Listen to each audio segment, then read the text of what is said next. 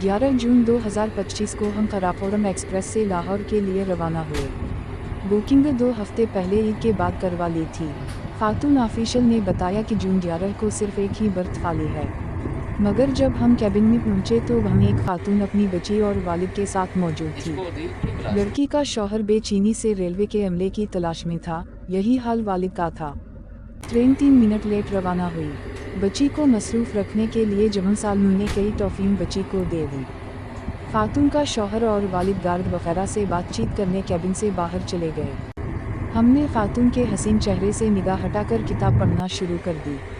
सफ़ात पलटते वक्त उसके हसीन पाँव सैंडलों में जचा जाते थे। थोड़ी देर बाद अमले ने दूसरी बोगी की बिजनेस क्लास में इनके लिए बंदोबस्त कर दिया। अब हमें हैरत हो रही थी कि रेलवे बुकिंग ऑफिशियल ने तो कहा था कि बिजनेस क्लास में सिर्फ एक ही बर्थ खाली है, यहीं तो पूरा कैबिन ही खाली था। खैर चूँकि हम जल्दी में आए थे कि मबादा ट्रेन ना छूट जाए, चुनाचा हमने बॉक्स निकाला और बिरयानी से भूख मिटाने लगे। कुछ देर बाद हमें अंदाज़ा हवा के लिए कैबिन सिवाय हमारे रेलवे के गार्ड, टिकट चेकर और रेल मैनेजर के लिए है।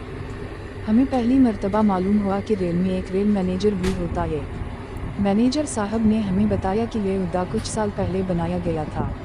इसका बुनियादी मकसद सफ़र के दौरान रेल के अमले के मामलात देखने के साथ साथ रेल में तकनीकी खराबी को निगाह में रखना है।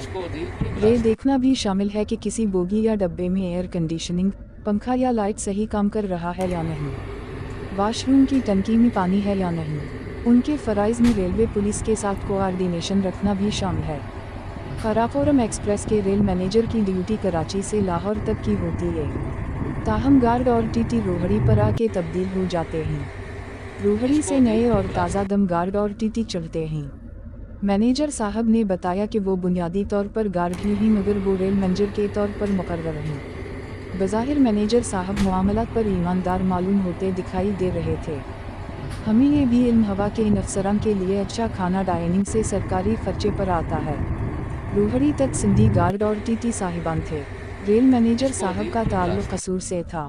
रोहड़ी से पंजाब से ताल्लुक़ रखने वाला अमला चढ़ा। हमें ये देखकर खुशी हुई कि आर्मी की तरह रेलवे में भी चारों सूबों से ताल्लुक़ रखने वाले मुलाजिमीन काम करते हैं। चूँकि ये वफाकी इदारा है, चुनाचा रेल पूरे पाकिस्तान को समाई सफ़र पर निकलती है। दौरान सफ़र अमले से बातचीत करते हुए बहुत अच्छा लगा।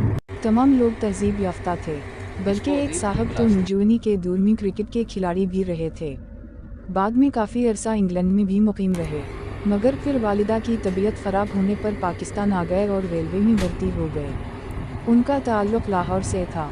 हमने रात का खाना मंगवाया जो ज़ायक़ेदार था, ताहम मीठे की कमी थी जो 1-2 साल पहले खाने के साथ दिया जाता था। चाय का कप 150 रुपये का था जो कि महंगा महसूस हुआ।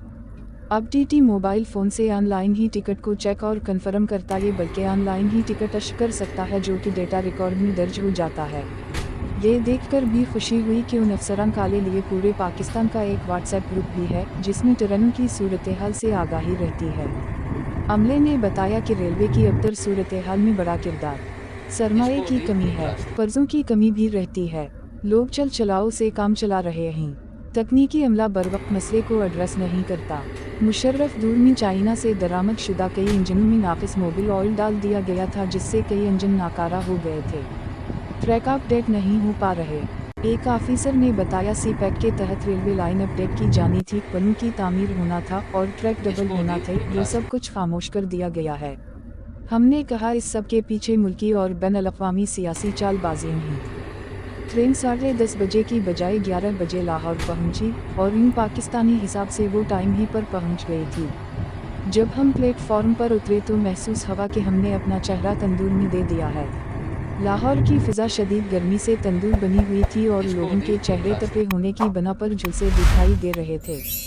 वापसी का सफ़र कैसा रहा इसके बारे में अगली वीडियो देखें।